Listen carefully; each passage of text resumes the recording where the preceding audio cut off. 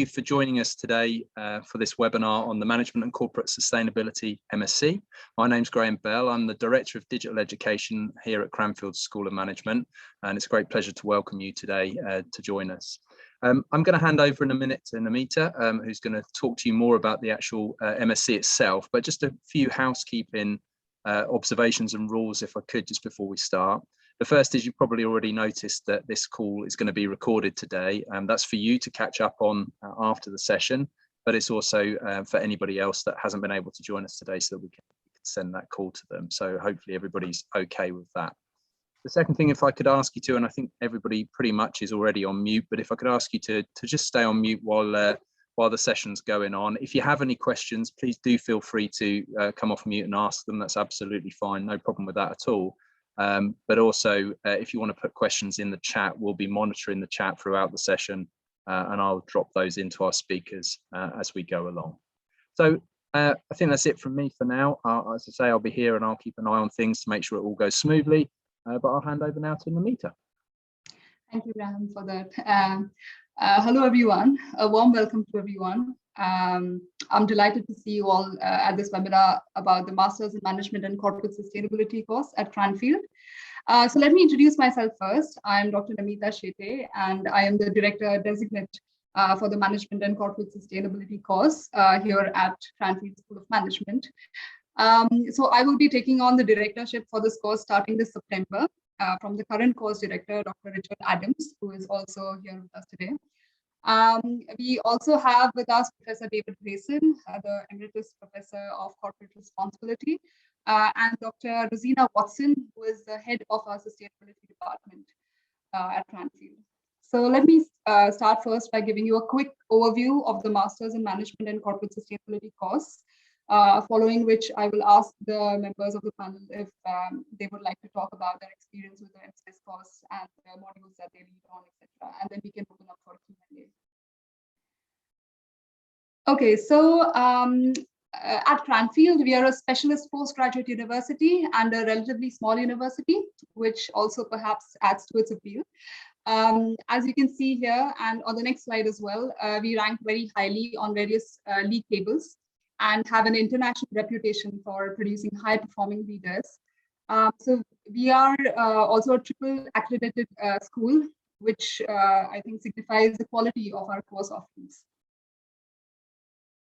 So these are just examples, some examples of our rankings. So for example, the QS World University rankings and the Economist rank our courses very highly. Okay, so to start with, I believe that it is a very important and a very good time to study this course, also given the many global environmental and social challenges that we face today, including climate change and rising social inequalities, amongst other things, of course. And businesses perhaps have a duty and a role to play in addressing these challenges, we believe, and are very well placed as well to do so. So through the Masters in Corporate Sustainability MSc course, we look at the different global social and environmental challenges that businesses face today, and the opportunities that such challenges generate for businesses, for not only creating societal value through addressing sustainability as such, but also value for themselves as businesses as well, by becoming more resilient and financially sustainable in the future in the process as well. So this is basically the broad context or background for this course. So now the question that you may have then is, why choose the Management and Corporate Sustainability course at Cranfield? Our MCS course, which is the Management and Corporate Sustainability course, is taught by faculty members with extensive research and industry experience. And there is a solid focus on the practical as well as the theoretical aspects concerning how businesses actually embed sustainability within their actions and interactions with their stakeholders. So there is therefore emphasis on real world challenges, so real world business challenges. And we work with some key industry partners to deliver this course. So some of my colleagues will perhaps be able to reflect on these points afterwards, after my introduction as well. So in terms of what you learn during this course, So this course is a part of the management family of courses, and it shares 7 core modules with 2 other courses, the Masters in Management and the Masters in Management and Entrepreneurship. Plus there are 5 specialist corporate sustainability modules along with a thesis project that the students do at the end of the course. You can see on the screen, these are the specialist sustainability related modules that you will be doing during the course. So for example, students work on a real life social enterprise challenge during the social entrepreneurship module. So you may be able to get more insight on the specific modules from David, Richard, and Rosina after this initial presentation as well. So in fact, we are also introducing a new sustainable finance module from this September. So for the next cohort, which joins us in September. And Rosina might be able to give you more details on this later as well. So there are many exciting things in sustainability related activities and technology applications happening at the university. So you may find more sort of details on this on the website as well, if you go to the Cranfield website and look through the different pages. There's the Unilever challenge, for example, where the company comes to our campus and sets a challenge for our students, and they then work in teams and come up with solutions for the challenges that are set. So I think there were challenges relating to tea and ice cream in the past. I think Richard will be able to give more details on that later. So there is also the NatWest Climate Focus Challenge, where students work on a real life business challenge. And these are just some examples of the kind of events that take place throughout the year on the course.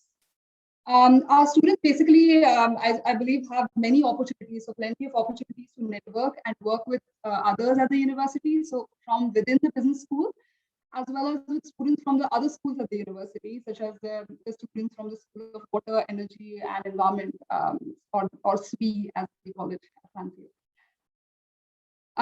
We also have sustainability speaker series talks where we invite people from the industry and policy worlds to speak about sustainability related issues. And we also attend the Doing Good, Doing Well conference in Barcelona and the ED conference in London, which are again great networking opportunities for our students. So I think, in fact, one of the key reasons why I love working at Cranfield myself, and the thing that we as a university pride ourselves on, is the sort of industry connect that we have, where we tend to bring industry into the classroom and encourage students to build their networks and professional relationships with people in industry. So some of our previous guest lecturers have included John Elkington, who is a world authority on corporate responsibility and sustainable development. And he's the inventor of the triple bottom line concept, which you might have heard about. Mary Cray, the former MP in the UK Parliament. Mike Berry, the formerly head of sustainable business at Marks and Spencer, etc. And so these are just some of the sustainability speaker series talks that we have had in the past. And they have included talks on sustainable fashion, net zero carbon emissions, hydrogen powered vehicles, careers in sustainability, etc.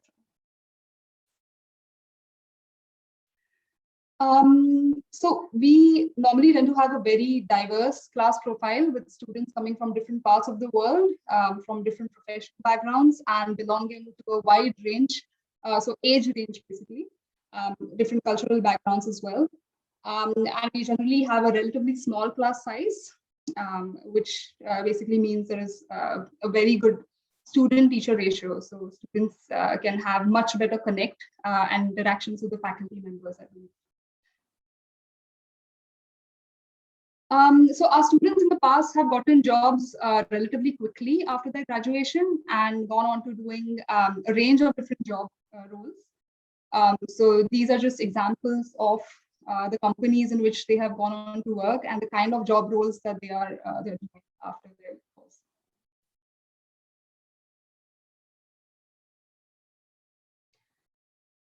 Okay. Sorry, I'm just getting the entire slide on screen. So we were working on a 70-30 principle for the 2021 cohort with 70% face-to-face and 30% online teaching sessions. until the government rules unfortunately changed and we moved on to more of an online teaching sort of thing in the first half of this year. But we will be focusing on doing as much face-to-face teaching as we can for the next year as per government guidelines and social distancing rules. And most of our teaching is actually being planned that way as well. Also, one point worth mentioning here is that we are one of the few universities in the UK with the lowest number of COVID cases. I thought that was important to mention. So I think that is the general background about the course. So thank you. This is it from me. You can find my email ID here if you have any questions for later. But Richard, as a course director, as a current course director of the course, would you like to add something here and also about the modules you lead on the course, etc.? Yeah, thanks very much, Namita. That's a really useful background on the whole program. And yes, I am currently course director for the program. And as Namita said, she's taking over from me in September, October this year at the start of the new academic year. But I will, of course, still be staying very close and very committed to the program and continue to teach on it and support it. So, I mean, I think the idea behind today's webinar for applicants and offer holders was, you know, at Cranfield, we're fully cognizant that, you know, you are coming up to I guess, an important decision-making time. And we just wanted to reach out and get in touch with you and give you the opportunity to refamiliarize yourself with the program and with the faculty who teach on the program, and importantly, give you the opportunity to ask any questions about the content of the program or the practicalities of the program, of the practicalities of coming to the UK. So it's really an opportunity for you to ask any questions that you have of us that would help you make a decision at this time of the year. So really nice to see you all. And there are a couple of names in the delegate list that I recognize from conversations I've had earlier in the year. So it's really nice to see some prospective students back again to re-engage with us. So as I say, I'm stepping down at the end of this academic year, but I'm still going to be heavily involved in the teaching and support of the program. And I'm going to talk very briefly about two of the modules that I'm involved in the MCS program. One of them is this one, the slide that's up on the screen at the moment. It's social entrepreneurship. It's about social enterprise management. And this module comes towards the end of the year, and it quite deliberately comes towards the end of the year because it's a module that offers the opportunity to begin to integrate everything that you cover, both on the management side and the sustainability side over the course of the academic year.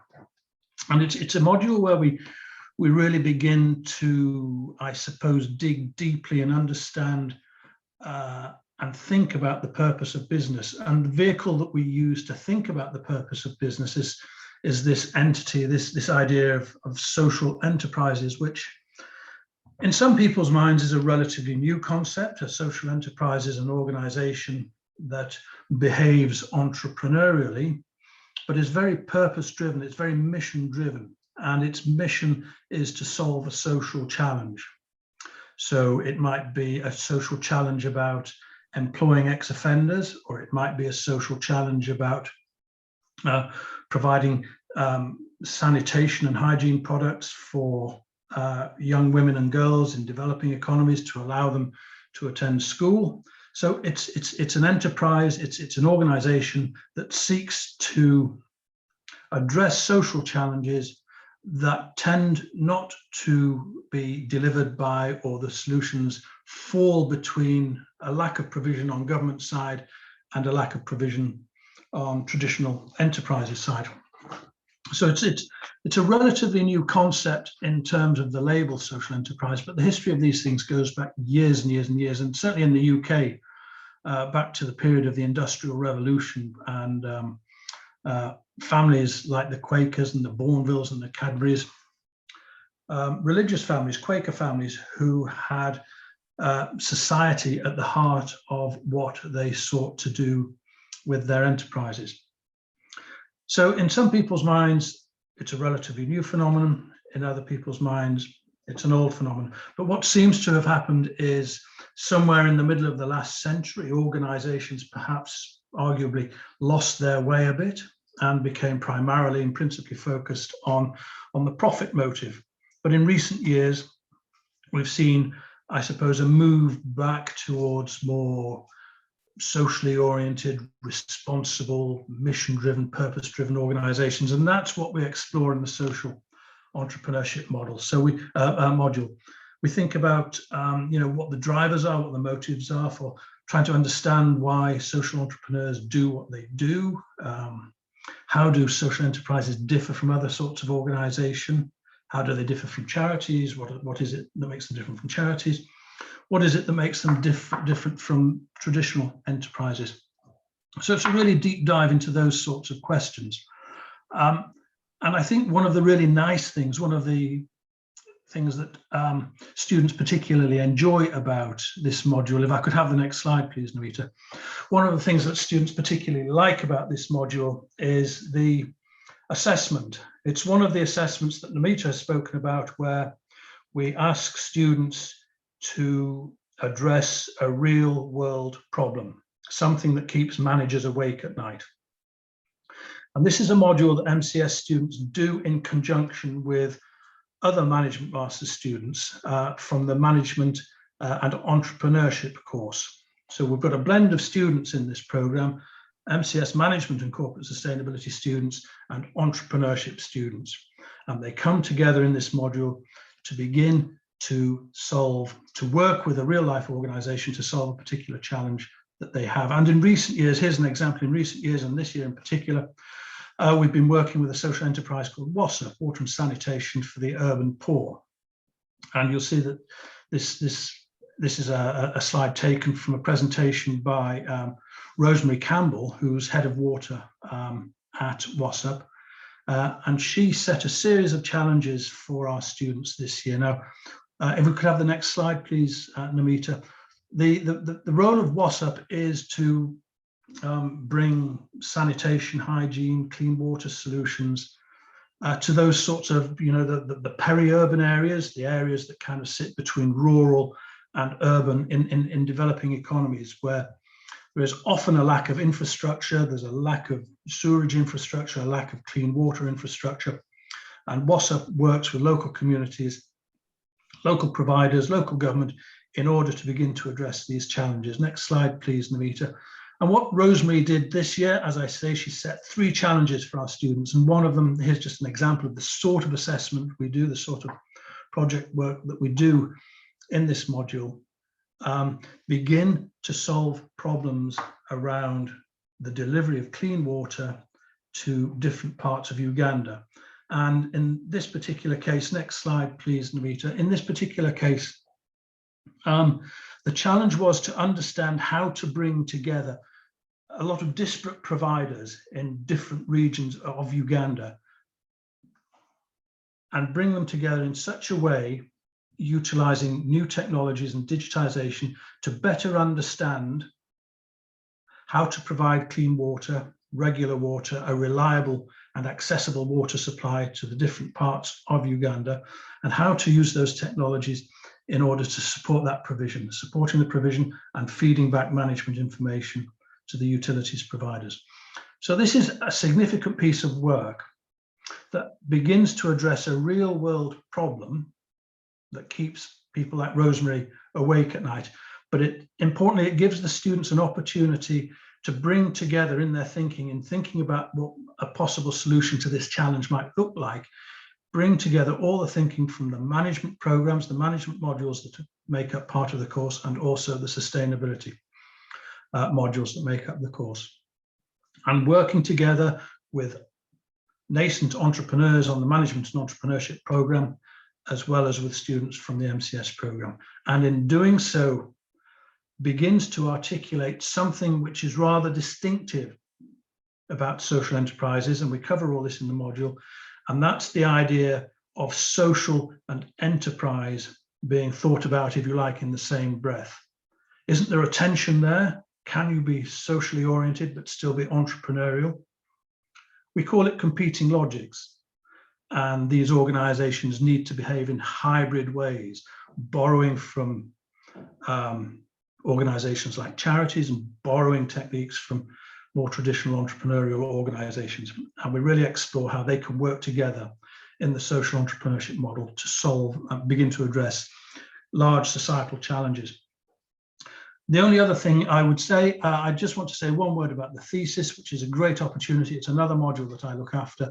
And the thesis is an opportunity at the end of the academic year for students to work on a one-to-one basis with a member of faculty, doing a piece of individual work, an individual piece of research work into something that is particularly interesting to them. And we cover a whole range of things. I just noted down some of the thesis work that we've got going on at the moment. So I've got a student looking at the role of green bonds in encouraging sustainability behavior. I've got a student who's looking at space technology and technology transfer from the space industry. What can we learn about waste management processes and recycling in the space industry that's transferable to developing economies? We've got students applying audit tools to organizations that are aspiring to become B companies. So here's a great opportunity for you to do a piece of original research work under the supervision of a member of staff and under a faculty member, and a piece of work that importantly you can use to build a bridge into your future career. So it's an opportunity to find a topic that's really important to you, that you want to pursue post-qualification and begin to make a bridge into that world. So that's all I'll say for the moment, but happy to take any questions later. Thank you, Richard, for those insights. Rosina, would you like to share some insights about the LCS module and the sustainable finance module? Yeah. So hello, everyone. Good afternoon. Do put your cameras on if you want to, so I can see what some of you look like. That'd be nice, but don't feel like you have to. So my background's in industry, in particular in retail. So I spent 17 years working in business before I decided to change. Hello, Carl. Decided to change career in the middle of my life and become an academic. And as Namita said in the introduction, I head up the sustainability team within the School of Management. So I really enjoy very much interacting with students on management and corporate sustainability. You are my favourites. You really are a cohort that we rely on to really share our passion and enthusiasm for sustainability and share that among other students across the university. And I'm also involved in delivering the leading corporate sustainability module, which I'll talk about a bit. And also I'm going to be involved in the new sustainable finance module, which Namita mentioned. So I just wanted to say a bit about both those modules. So first of all, leading corporate sustainability. So this is a module that you'll do quite early on in term 2. So it's probably one of the first sustainability specific modules that you'll be covering. And it really is 101 to why sustainability is important in business and how you do it. So before I came to Cranfield, I was head of corporate sustainability in a big retailer called Argos, which you might get to know if you come and live in the UK. So I draw on my experience, I draw in other industry experts, draw on my research to talk you through this module. This is quite a complicated diagram. I'm not going to talk you through all of it, but if you look at the outside edge of the circle, this module starts with talking about the social, environmental and economic challenges and opportunities that we face.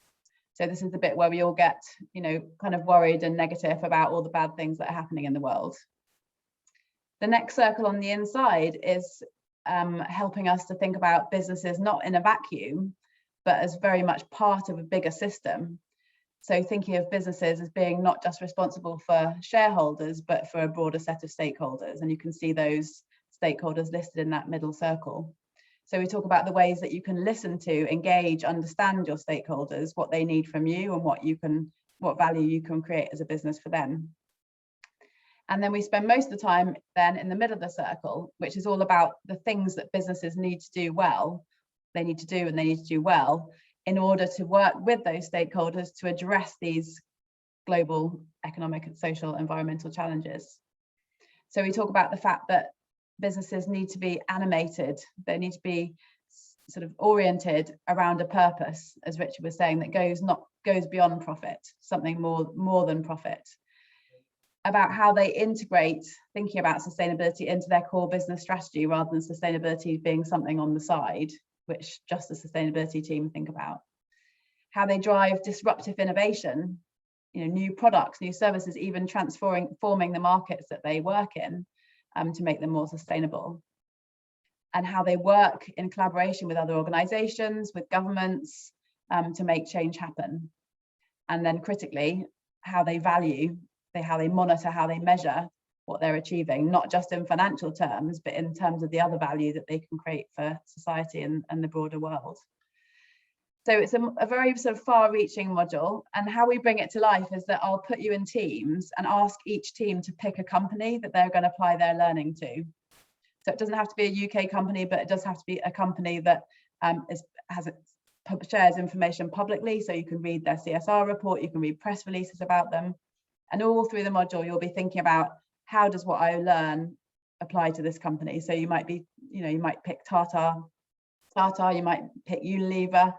Lots of students fall into the trap of picking a company that's already brilliant at everything around sustainability, which does make it harder for your assessment, because for your assessment, you can go, actually I've skipped a couple of slides. I'll talk about assessment in a minute, I've jumped forward, but for your assessment, you'll be asked to think about how that company could improve its sustainability and performance through an innovation.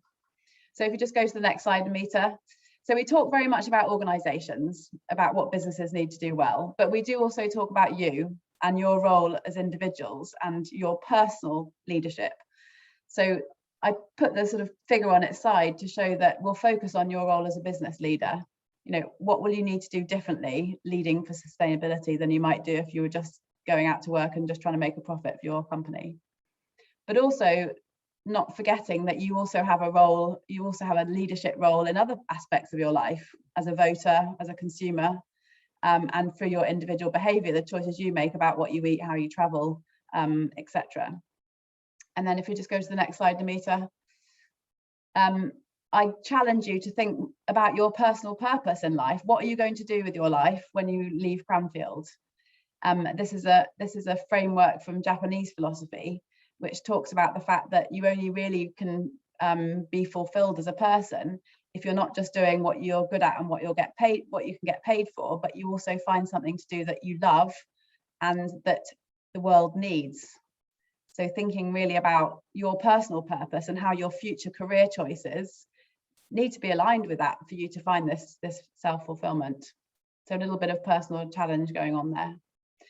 And then on the next slide, Namita, as I said, as part of your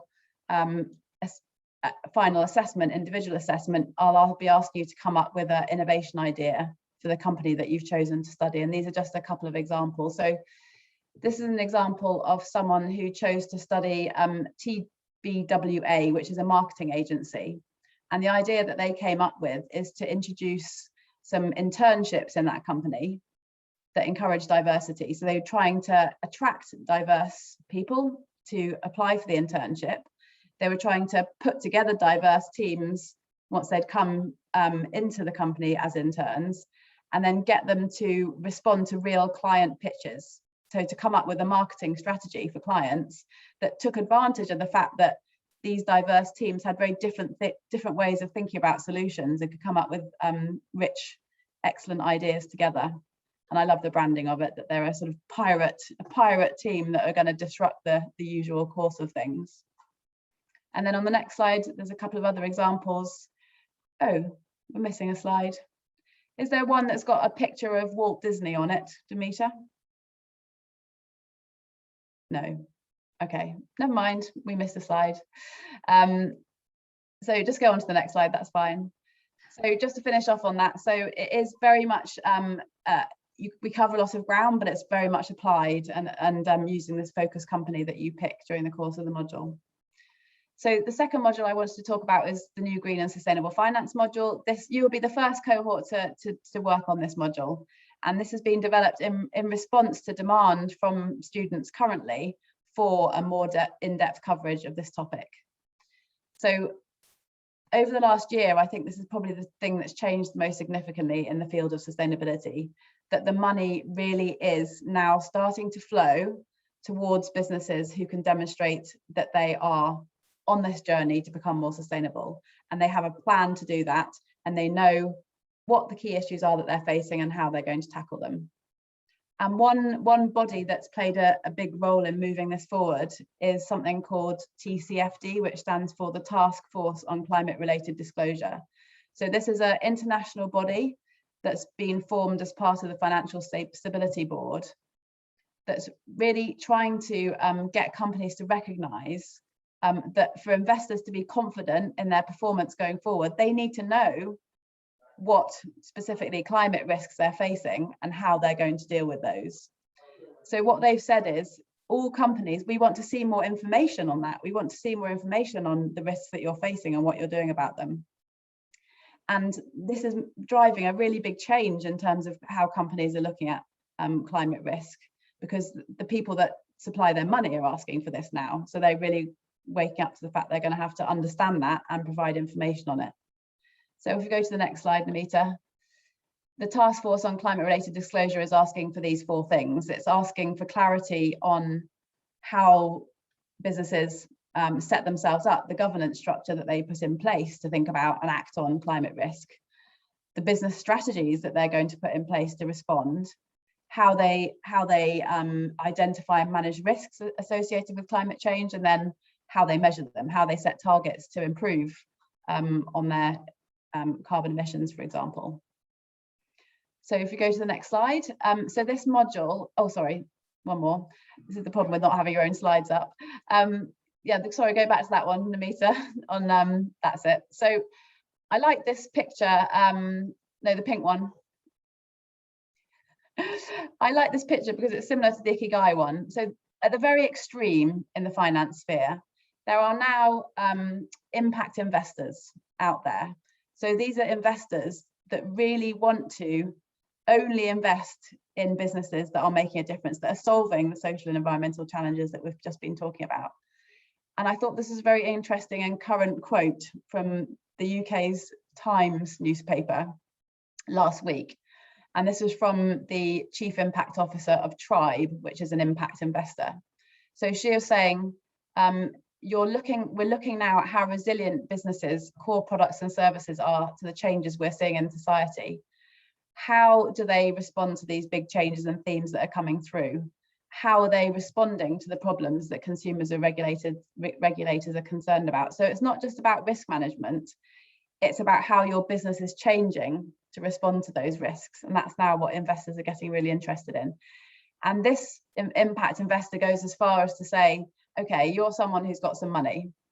We're going to look at how to invest your money on these 3 dimensions. We're going to look at what financial returns you want to get. You're still going to want to get financial returns, but also what impacts you want to see in the world in terms of social and environmental impacts, and how those align to your personal values. So I thought that's really interesting. They're going so far as saying, we're going to support you to achieve your purpose as a person, rich person, in the world, as well as delivering you a financial return. So final slide, Namita, we'll get there. I'm not going to read these out, but this is the intended learning outcomes from the module. So you're going to really understand, the role that the financial sector is playing, can play in driving sustainability transformation. And you're going to understand how that translates into green financial products like green bonds, green investment funds. And you're going to understand what that means for businesses. So you'll understand how investors look at businesses, whether that's from the point of view of ESG rankings or something much more in-depth, like what these impact investors are looking at. So it's a hugely, hugely topical, and it won't just be relevant for you if you go into the finance sector. It'll also be relevant for you if you go into a business, because what investors want will have to be reflected in terms of how businesses report and talk to investors. So a really sort of key area to generate and build your expertise on going forward. Thank you. Sorry about the slides skipping around. I'll pass over to David, who's, I don't think got any slides, so probably much less fiddling around with slides. Thank you. So, Rosina, thank you very much indeed. I'm David Grayson. I'm Emeritus Professor of Corporate Responsibility at Cranfield. Just picking up on Rosina's last points about the importance of our new sustainable finance module. I was interviewing last week a lady called Val Smith.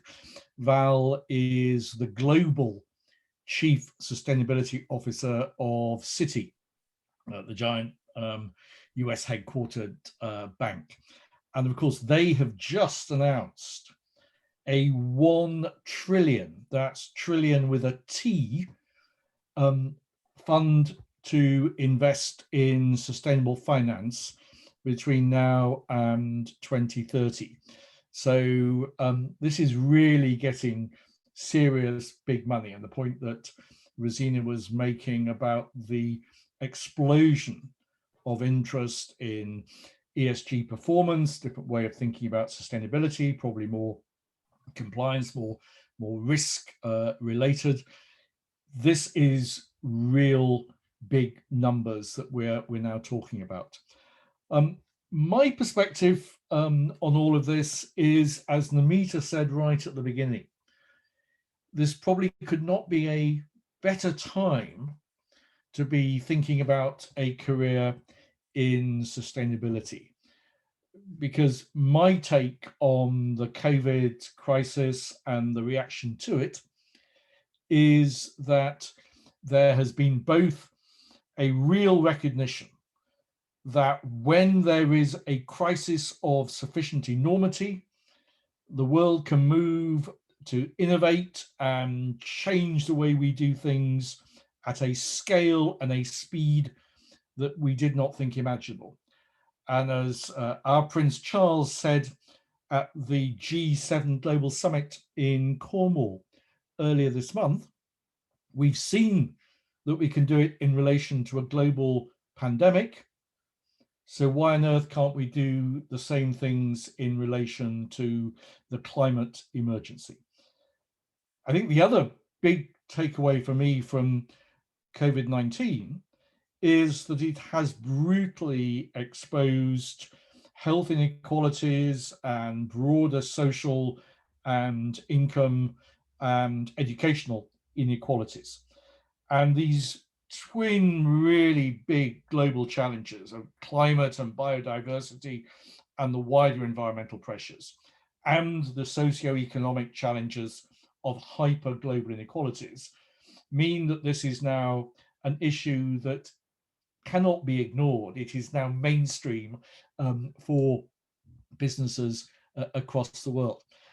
And I'm struck, I've been talking to a number of the big global consultancies in the last few days, and how they're all talking about the fact that they need to recruit many more people than they have previously been doing.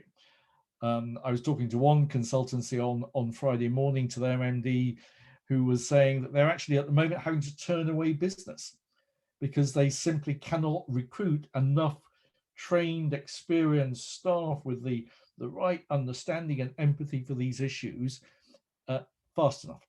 So I think that both from a kind of material career perspective, as well as actually the importance of the subject matter, this is a really important time to be studying for a master's in corporate sustainability with us at Cranfield.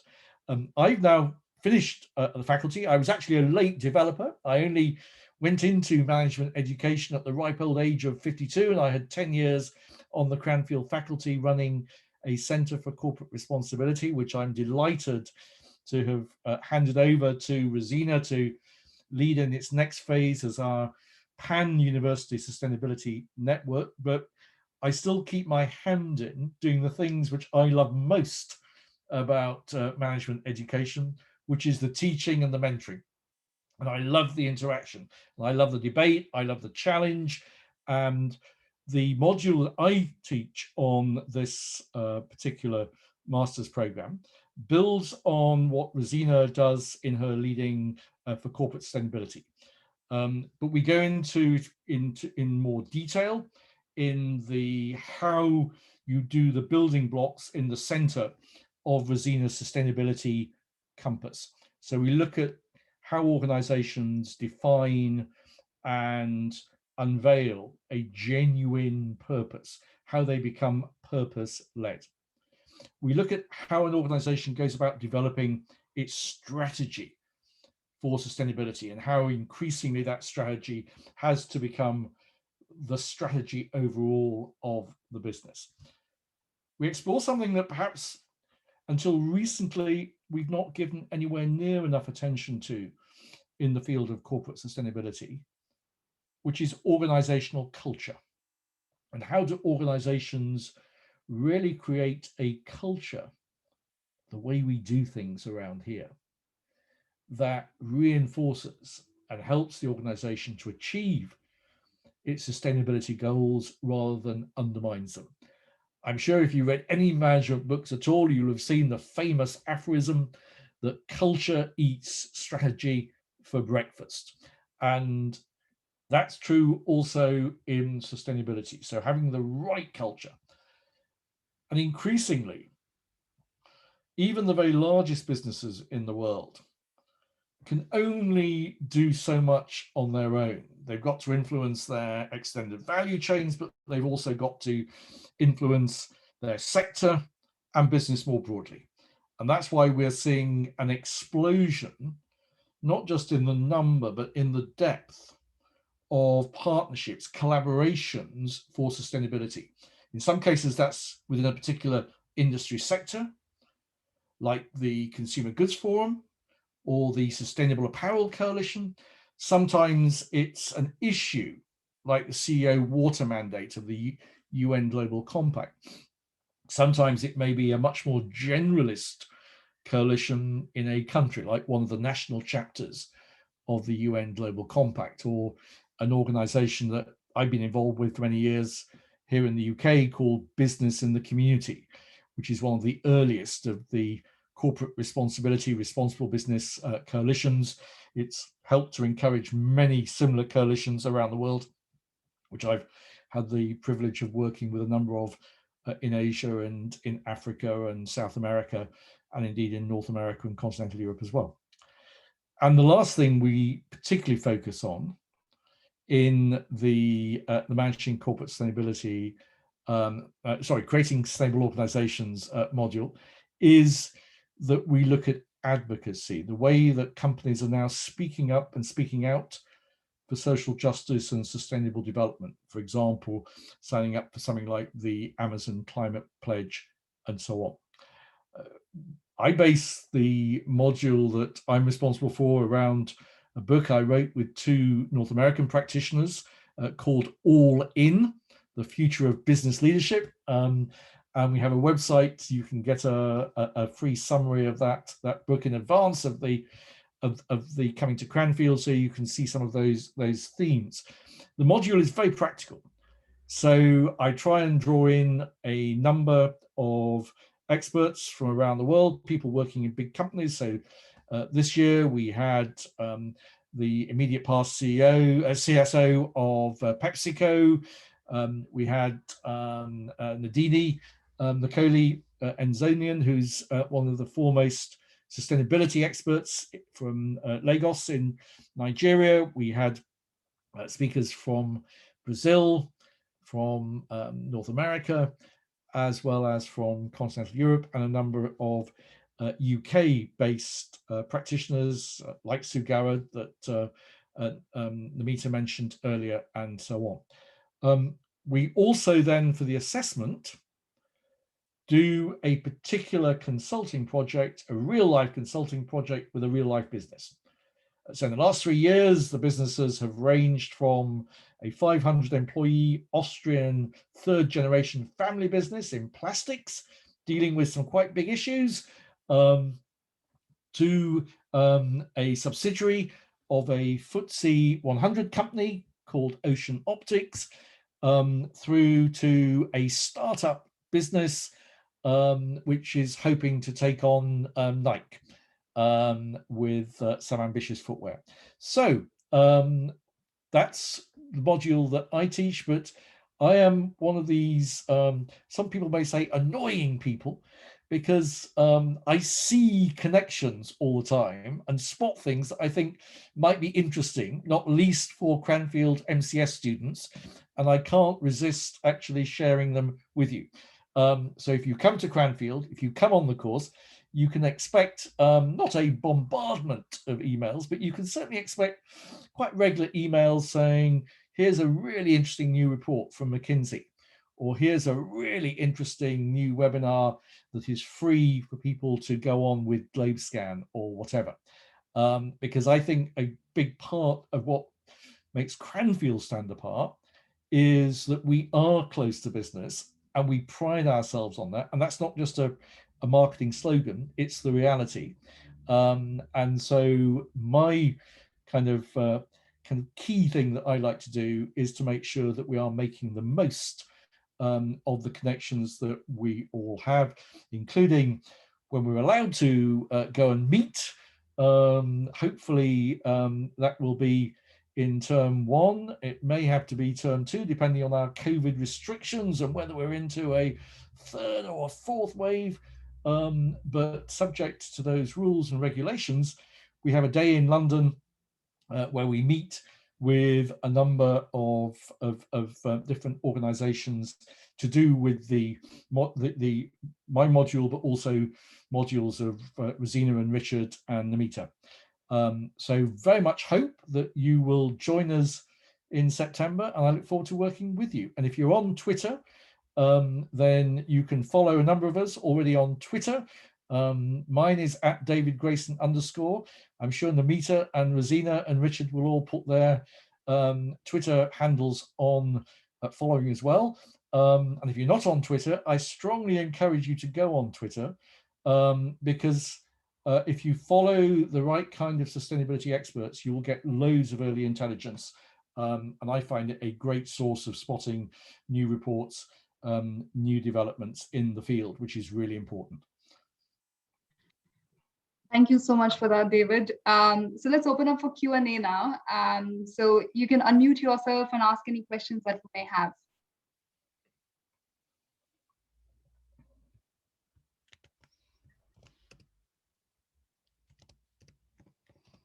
Any questions? You can also post them in the chat if you're shy.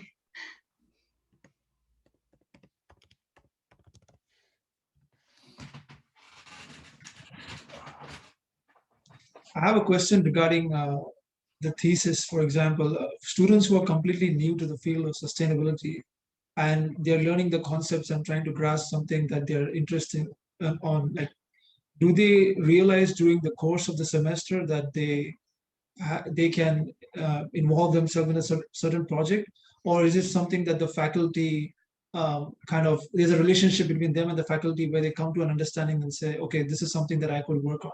Because a lot of students may not be clear upon what they would want their thesis to be on. Maybe it's like, for me, if I'm interested in something to do with environmental policy, but I'm not clear about how to go about it, then how does that, how is the organic process of dealing with that situation? Richard, would you like to take that? Yeah, I'd be very happy to try and address that for you, Carl.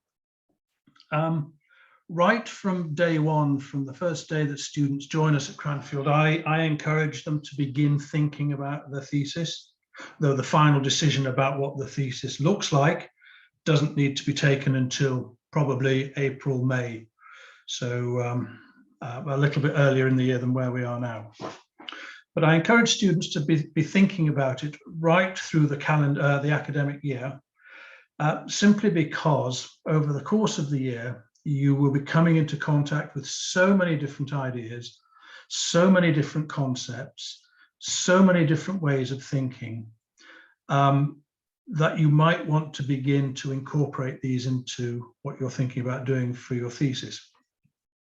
Now, in addition to being a member of the MCS program, the Management and Corporate Sustainability program, I also point out to students that they are members of a school of management and also members of a university, in which there is a lot of activity taking place that relates directly and indirectly to sustainability.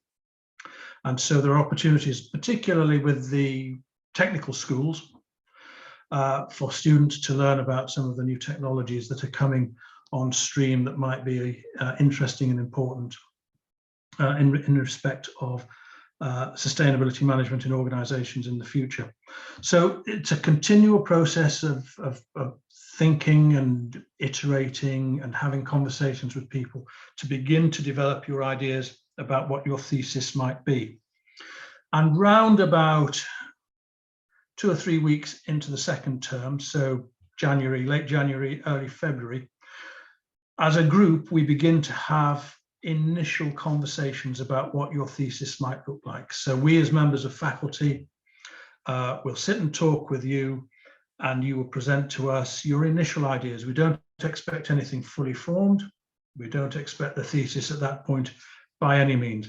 But what we're looking for is the emergence of your ideas and what you are interested in, what the topic might be, what you want to do with it, who you would like to read the thesis when you finished. So I spoke a little bit earlier about it possibly being a bridge into your next career. So importantly, we ask you to think about, who would you like to influence with this thesis? What are you trying to do with it? What's it going to do for you? And who would you like to read it? And as this process goes on, we begin to determine where appropriate supervision might lie. So each of us individually have our own research interests and our own areas of expertise. And so it might be natural for a particular topic to sit with me or Namita or David or Rosina.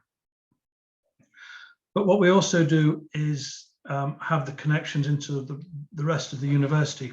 And if it's appropriate, we can find co-supervisors for students from other parts of the university. So I mentioned in my little talk a few moments ago that one of our master's students is currently looking at a thesis that investigates space technology and how the space industry is looking to manage the problem of waste on interplanetary flights and how to convert those waste products into new resources, so air, food, energy, water. So I'm helping supervise that thesis, but we've got a colleague in one of the technical schools also helping with an interest in space technology, also helping in that space. So, the thesis can come from a number of different points. And it might be that the student has or may not have particular expertise in the area they're interested in when they first arrive at Cranfield. But I would hope over the course of the program, we begin to work with the student to properly understand what the question is, what the topic area is, and find the appropriate support either within the team that you can see on screen at the moment or within the wider school, wider university, to help support you in pursuing that topic. And the thesis usually, when you say starting in February, so then you submit your thesis by June, right? Or No. When I say started in February, what I mean is we are beginning to have the conversation with students about what the thesis might be. Typically, the students start their thesis probably middle of May sort of time, with a view to submitting at the end of September. I think the submission date this year is something like the 27th of September, but it's usually later in the autumn when the thesis is submitted. So it's a piece of individual work that you do over effectively what is term 4, from about around May until the end of September. Great. Any more? Can we have one more question before we go? Hello, sorry. Please can I ask a question?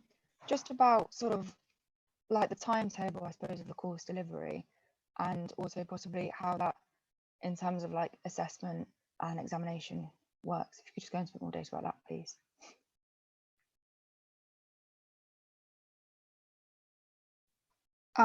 With regards to assessments, I think every module has a different kind of assessment. So some modules will have a written essay that you write, a proposal. Some, I think,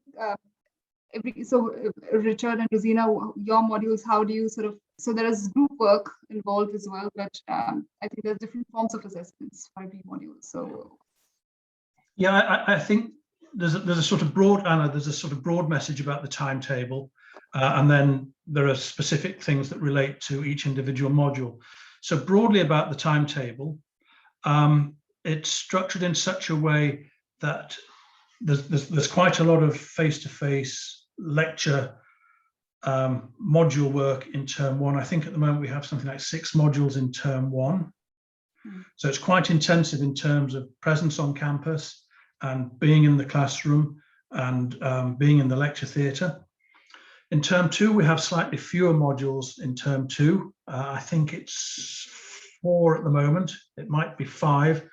COVID has kind of played silly games with our scheduling of things, but I think this year we had 5 in term 2. Correct me if I'm wrong, please, somebody. And then in term 3, we have relatively fewer, 2 or 3 modules in term 3. So the idea is that a lot of the teaching is front-loaded as we gradually move through the academic year, and you become more comfortable possibly with being back in an academic context. And as the sort of taught element of the program diminishes, students then begin to pick up responsibility for the individual piece of work that we've just been talking about with Carl, the thesis. In terms of assessments, yeah, every module has it would be wrong to say every module has a different sort of, we have a variety of different types of assessment. So some are examined, some are assessed by an individual piece of written work. In David's case, David was talking about his CSO module, which is assessed by a live consulting project. My sustainable social entrepreneurship module is assessed by, there are 2 parts to it. There's a piece of group work, a group presentation back to the client, back to our social enterprise, and then an individual reflective piece. Rosina plays games with her students. I don't know if you used the game as part of the assessment, but no, it's not part of the assessment, but it definitely kind of informs your thinking and makes you think more laterally to help you be more innovative in your assessment proposals. So sorry, Anna, does that answer your question? Yeah, no, that does. Yeah, thank you. Excellent, thank you. So I think we are at the end of this webinar at this point. It's almost 5 o'clock. There was one more question in the chat from Prasad. I'm glad you're excited about the green and sustainable finance module, but you were asking about the consulting engagement and whether that might help influence investment decisions. I guess the answer is it kind of depends who we get in for the consulting engagement. It's something to think about, isn't it, David, in terms of whether financial sector organisation might be an interesting one or an impact investing organisation. I think that would be good. Indeed, and as I have a very modest part of my modest savings with Tribe Impact Capital, I didn't realise you're going to quote Amy. We might see if we could persuade Tribe to give a practical assignment. But let's see. It's a good suggestion. So thank you for that idea. Excellent. Any more final points anybody wants to make here, or final quick question last minute? Maybe just regarding this sustainable finance module, so you'll also be covering like case studies based on like the current industry standards that are being practiced, or for the because this is a new module, right? So are the students, will the model be designed to involve students in like case studies that are representing the current industry standards? And absolutely, are they yeah, definitely. It's such a fast moving sphere, Carl, that we will very much be getting in a lot of guest speakers who talk about what they're doing in their organizations, because this is where one of those things where academia is kind of keeping up with how fast the industry is changing. So it'll absolutely be a mixture of academics and practitioners that teach you in that. So in the meantime, I was simply going to say, if people on the call have got follow-up questions, all of our emails are on the Cranfield website, so yes, we can follow up. Absolutely, yes. So I would just like to thank everybody for joining the webinar today, and also the panel members. Thank you so much for joining in and answering all our queries and giving insights about the course and modules that you teach on as well. So over to Graham to close the session. Thanks very much, Namita. Well, thank you, everybody. Thanks for joining us. As we said before, this session has been recorded, so you should be able to get a copy of this if you want to just go back over any of the speakers' points. As David said, if you need to contact anybody, please feel free to grab their email addresses and send them a message. And there's just one quick question come in, as is always the way. So for the full-time course, what are the rough number of hours per week? If anyone could just quickly answer that one. Difficult to say what the rough number of hours per week is. Each module is scheduled for 20 hours of classroom contact time, but a notional 100 hours of study in total. There's a lot of work in term one, as I said. I don't think the work necessarily diminishes over the course of the program.